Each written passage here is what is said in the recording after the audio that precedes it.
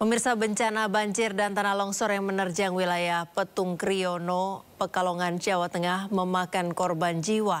Hingga sore ini tercatat 25 orang meninggal dunia. Berdasarkan data sementara dari kantor SAR Semarang, 25 warga dilaporkan meninggal dunia lantaran tertimbun tanah longsor dan terseret banjir bandang. Sementara sejumlah warga lain dilaporkan masih hilang dan belasan warga juga mengalami luka-luka. Saat ini korban hilang masih dalam pencarian tim SAR gabungan dibantu warga.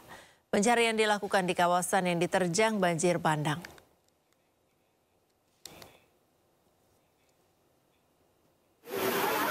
Sementara itu kepanikan melanda warga Kecamatan Petung Kriono, Kabupaten Pekalongan saat air banjir bandang menerjang tempat tinggal mereka. Hujan deras berintensitas tinggi juga membuat sejumlah rumah warga terendam air.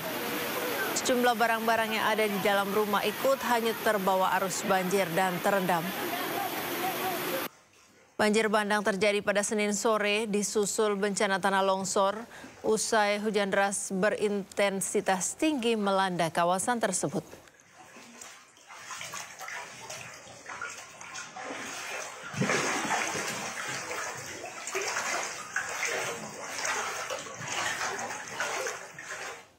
Pemirsa, sementara itu pasca longsor, kondisi jalan di lokasi kejadian putus akibat tertutup material longsor. Akses di lokasi sangat sulit ditembus, hanya bisa ditempuh dengan berjalan kaki. Pasti gue lewatnya ambulan kan Ya. Petugas serta warga sekitar berusaha membantu sebuah mobil ambulans melewati titik longsor agar bisa mengevakuasi korban luka. Selain itu, petugas serta warga juga berjibaku membersihkan material longsor agar akses jalan bisa dilewati oleh kendaraan.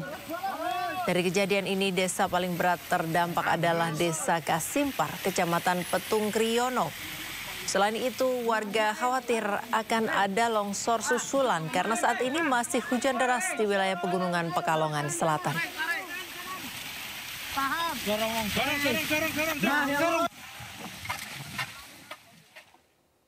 Ya, bencana tanah longsor terjadi di Desa Ubung Kaja, Denpasar Utara, Bali. Material tembok dan longsoran tanah menghantam indekos yang menjadi hunian sementara milik 8 orang pekerja bangunan asal Jawa Timur. 5 orang ditemukan meninggal dunia tertimpa reruntuhan, sementara 3 orang lainnya selamat. Insiden tanah longsor terjadi pada hari Senin. Tembok batu senderan yang berada di belakang indekos longsor dan menimpa kamar yang dihuni oleh para korban. Dari 4 kamar indekos, 2 hancur, sementara 2 lainnya masih utuh. Tim SAR gabungan melakukan proses evakuasi menggunakan eskavator, namun akses menuju lokasi longsor yang sempit dan tanah pada lokasi pencarian yang labil membuat proses evakuasi terkendala. Basarnas menghentikan operasi pencarian karena sudah menemukan 8 orang sesuai dengan informasi awal yang diterima. 3 korban selamat dievakuasi menuju Rumah Sakit Surya Husada, sementara 5 jenazah korban yang meninggal dunia dievakuasi menuju RSUP Profesor Ngurah.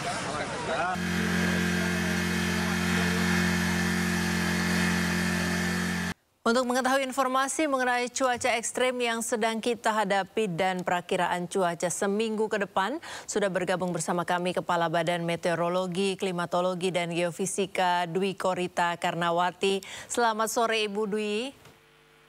Selamat sore Mbak Priska. Assalamualaikum warahmatullahi wabarakatuh. Waalaikumsalam Ibu. Ibu, cuaca ekstrem saat ini sudah menelan banyak sekali korban jiwa. Apa yang sebenarnya sedang kita hadapi dan akan ada apa lagi, Ibu? Ya, benar sekali. Oleh karena itu, secara dini beberapa bulan yang lalu kami terus memberikan peringatan dini. Bahkan sampai hari ini beberapa wilayah atau bulan Januari ini beberapa wilayah di Indonesia mengalami puncak musim hujan. Nah, apa yang terjadi adalah sebagian atau di wilayah Indonesia ini akan diprediksi masih akan mengalami hujan sedang hingga lebat, bahkan bisa ekstrim. Kondisi tersebut dipengaruhi oleh kombinasi beberapa fenomena atmosfer yang aktif, masih monsun Asia atau angin dari arah Asia yang membawa kelembapan tinggi, kemudian juga masih terjadi fenomena La Nina. Ini diprediksi akan berakhir di sekitar akhir Maret atau awal April. Jadi masih ada La Nina lemah yang memperkuat atau meningkatkan curah hujan hingga dapat mencapai 20% di wilayah tropis di Indonesia, serta masih terjadi gelombang ekuator yaitu Rossby dan Kelvin yang memicu pembentukan awan-awan hujan di sebagian besar wilayah Indonesia. Sehingga sepekan ke depan kami masih memberikan peringatan dini cuaca, yaitu potensi hujan sedang hingga lebat dapat meningkat menjadi ekstrim yang dapat memicu terjadinya banjir, longsor di sejumlah wilayah di Indonesia. Demikian. Baik, ini diprediksi masih akan sampai akhir Maret atau awal April kondisi cuaca ekstrim ini yang Ibu sebutkan tadi. Kira-kira puncaknya di kapan, Ibu, supaya warga atau pemirsa bisa mengantisipasi, dan daerah mana saja yang perlu super waspada? Jadi puncaknya bervariasi, sudah dimulai sejak bulan Desember ya, di sebagian terutama di wilayah Indonesia bagian selatan. Saat ini juga masih tetap puncak musim hujan, tetapi bergeser lebih ke utara. Jadi masih di Pulau Jawa, tapi terutama di sisi tengah ke utara.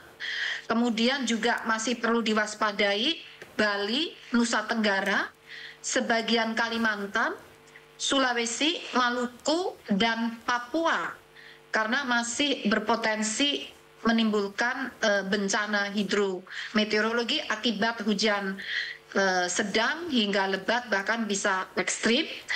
Dan kami memprediksi bahwa puncak musim hujan itu masih bisa terjadi di wilayah yang agak bergeser, itu hingga bulan Maret. Demikian. Baik, untuk dari BMKG sendiri bagaimana Ibu prediksi dan monitor potensi cuaca ekstrim ini? Mengingat beberapa daerah tadi sempat Ibu sebutkan dari sekitar Indonesia bagian tengah sampai bagian timur begitu, tetapi puncaknya bervariasi. Nah, apakah ada upaya peningkatan sistem peringatan dini untuk wilayah-wilayah tersebut?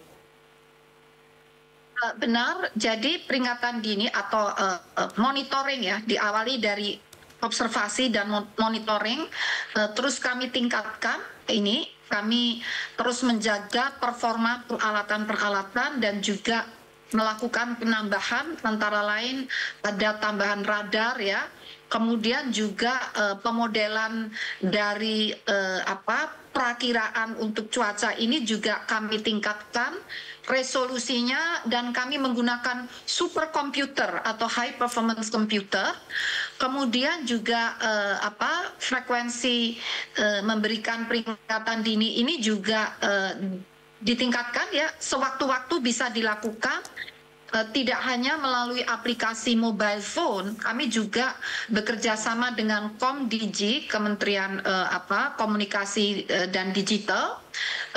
Kami melakukan selain SMS blasting ya, tadi ada aplikasi mobile phone, itu si pengguna harus aktif membuka aplikasi. Tapi kalau SMS blasting ini, siapa yang memasuki di zona yang bahaya itu otomatis kena SMS tersebut. Jadi ini salah satu upaya kami peningkatan untuk peringatan dini yang sudah kami jalankan biasanya untuk gempa bumi, tapi kali ini untuk cuaca ekstrim. Demikian.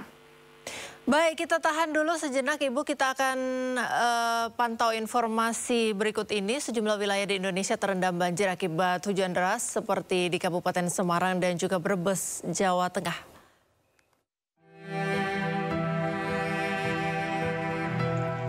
Banjir akibat luapan Sungai Pemali di Brebes, Jawa Tengah menyebabkan sejumlah desa di Kecamatan Jatibarang, Wanasari, Songgom, dan Larangan terendam banjir. Banjir terparah yakni di Desa Kedung Tukang, Buaran, Kebon Agung, dan Desa Bojong, Kecamatan Jatibarang. Polisi, TNI, BPBD, dan PMI masih melakukan evakuasi warga terdampak banjir, terutama warga lanjut usia, anak-anak, dan ibu hamil untuk ditampung di lokasi yang lebih tinggi. Selain itu, ruas jalan Provinsi Jatibarang Brebes juga terendam banjir setinggi 30 cm akibat limpasan Sungai Pemali. Banjir juga terjadi di perumahan Kutilang Raya, Kelurahan Susukan, Kecamatan Ungaran Timur, Kabupaten Semarang, Jawa Tengah. Puluhan rumah warga terendam banjir dengan ketinggian air yang bervariasi, bahkan mencapai 1,5 meter. Selain di perumahan Kutilang Raya, banjir juga merendam perumahan Sidosari dengan ketinggian mencapai 1 meter. Mengantisipasi banjir kian parah, warga langsung mengevakuasi barang berharga dan kendaraan mereka ke tempat yang lebih aman. Banjir akibat hujan deras hingga membuat kali Susukan meluap.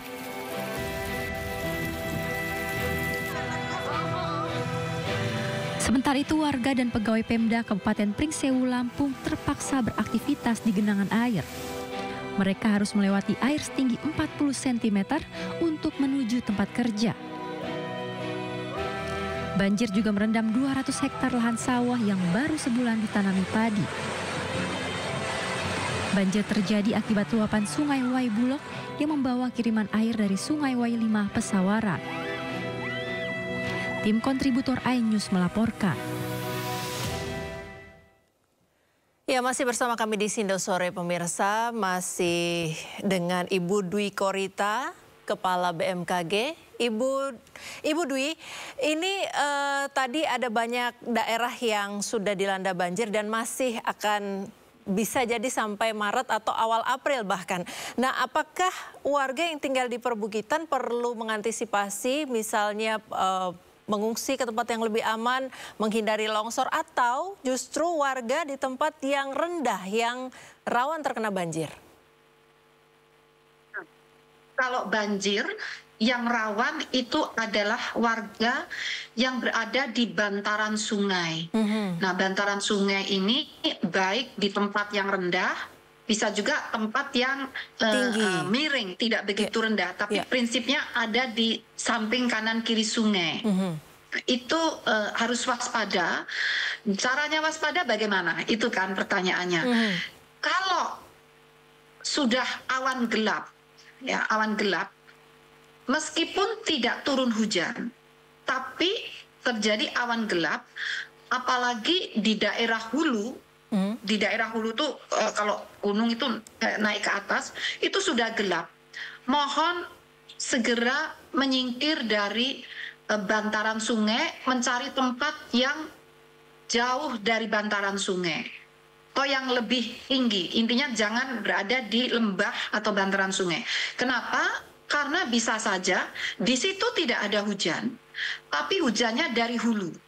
Dan itu sering memicu banjir bandang yang langsung dengan cepat seketika itu seperti bah ya, air bah, tapi membawa batu-batu, kayu-kayu ini, dan itu sangat sulit kita untuk lari menghindar. Jadi sebaiknya sebelum datang ya, sebelum terjadi banjir, saat masih awan gelap mendung di atas, itu segera menyingkir. Apalagi awan gelapnya di daerah kita, itu segera saja menyingkir kalau banjir. Nah, bagaimana kalau longsor? Nah, longsor juga demikian, tapi untuk mereka yang tinggal pada tebing-tebing atau di bawah lereng, sebaiknya kalau sudah gelap, apalagi mau tidur kita ngantuk, biasanya tuh kalau turun tuh juga kadang cukup sering itu malam hari di saat kita nyenyak. Itu jangan tidur di situ, mendingan numpang dulu di rumah yang jauh dari tebing lereng, jauh dari bantaran sungai. Itu yang harus dihindari. Itu cara yang praktisnya seperti itu. Apalagi kalau sampai sudah hujan rintik, ada awan gelap, hujan rintik. Jadi ini pencegahan terjadi korban sebelum longsor dan banjir itu terjadi. Dan mohon dikoordinasikan dengan BNPB telah membentuk desa tangguh bencana. Jadi ada kayak satgasnya di setiap desa. Nah, itu dikoordinasikan karena biasanya sudah ditentukan jalur evakuasi. Kalau kita mau menghindar, lewat mana? Itu sudah diteliti oleh Satgas, itu jalur yang aman untuk menghindar. Sehingga sebaiknya koordinasi dengan Dasa Wisma, dengan Destana atau Satgas Desa Tangguh Bencana. Demikian. Baik, berarti beberapa caranya untuk mengantisipasi bencana dan menekan jumlah korban atau dampak begitu, membaca tanda alam, cek aplikasi secara berkala dan juga cek dan tahu jalur evakuasi. Begitu Ibu ya? Baik, terima kasih Ibu Dwi Korita, Kepala BMKG sudah berbagi bersama kami di Sindo Sore hari ini. Selamat bertugas Ibu, semoga sehat selalu.